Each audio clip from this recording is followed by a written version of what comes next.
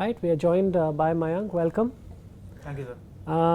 So Mayank is going to talk to us today about the 3 changes that he would like to see introduced to world cricket. So go ahead, platform's all yours. Thank you, sir. So the 3 changes that I would want to see in world cricket, the first one is a little controversial.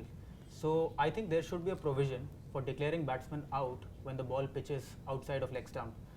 That is the first one. The second one is I would call for a higher amount of regulation or stricter regulation in terms of the sizes or dimensions of the grounds across the world. And the third one would be allowing bowlers to bowl a maximum of 12 overs in every ODI innings that they play instead of the 10 that is stipulated right now. All right, these are very interesting ones, Mayank. Let's tackle them one by one. The outside leg stump one, that's been part of the game from the very beginning. Why do you want to make such a drastic change to the rules? So, sir, actually, what I think the LBW rules haven't undergone a change in the last 50 years or so. Yes. And much before that, even before the bodyline series happened, there was no provision of declaring a batsman out even if the ball pitched outside of off stump. Yes. So that is when they started calling for this, since it was becoming very biased in favor of the batsman. And Larwood said that he actually had to bowl those body lines because there was no way of getting the batsman out, pitching either side of the stumps. They got the off stump thing in, but now the leg stump bit is still remains. And I think with the game getting biased towards the batsman in the recent few years, there is this need to regulate it.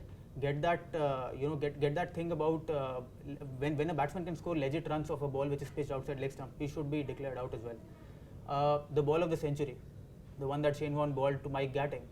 What would have happened had Gatting just prodded a little and he had taken that ball on his pad? We wouldn't have seen that dismissal. The dimensions of the ground. This has been a subject of much discussion, but grounds around the world are different.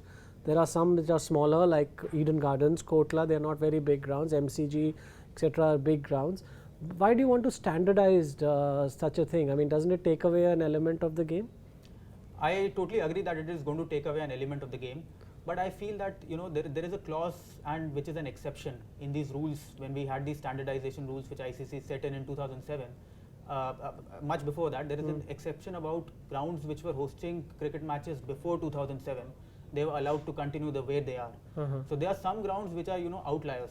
For example, if you look at the Eden Park in Auckland, a boundary of 55 meters in front of the wicket, I think it's way too small when you compare it to the MCC, which is more than 80 meters. Yes. The difference of 25 meters, it is stark.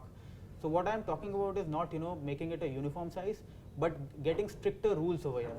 So stricter rules do you have numbers in your mind as to what the size of the boundaries should be?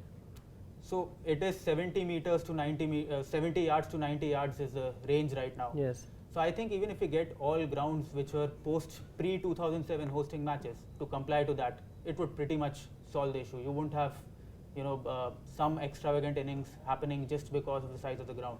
All right. Now you've also talked about 12 overs for a bowler in a one-day international innings. Give us some of the explanation that you have in your mind for that.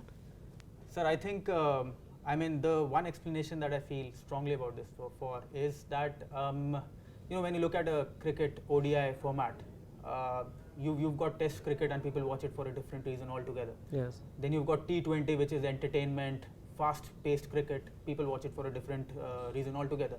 ODI cricket somewhere is losing its essence. People do come to see batsmen score runs, but it is not always that. I think if this format has to survive in the over a period of time, it has probably got to do with the competitiveness of that format. Do you think that this will revive the one-day format in any way? Simply because in the way that it has been designed over the years, like we used to have 60-over cricket, and at that time it was 12 overs to a bowler.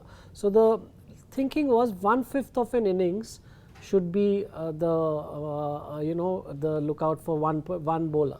So don't you think it changes fundamentally the way the game is run? I agree that there's going to be some fundamental shift that is going to happen, but I think when you look at it from the perspective of a larger cause of getting one-day cricket to be more competitive, so when you look at it from the spectator's perspective, I might not always be interested in a match where I see two teams, thrashing 350 plus scores, and that might not bring out the best in a game of cricket. Probably a game where a low-scoring game like the last one that we had, India-New Zealand, where India just lost by 6 runs, where it was more competitive, it could probably be the answer to revive this format of cricket. I agree that fundamentally it's going to change a bit, but I think these are very interesting suggestions, Mayank. Let's see if any of them actually make their way through. Thank you so much. Thank you, sir.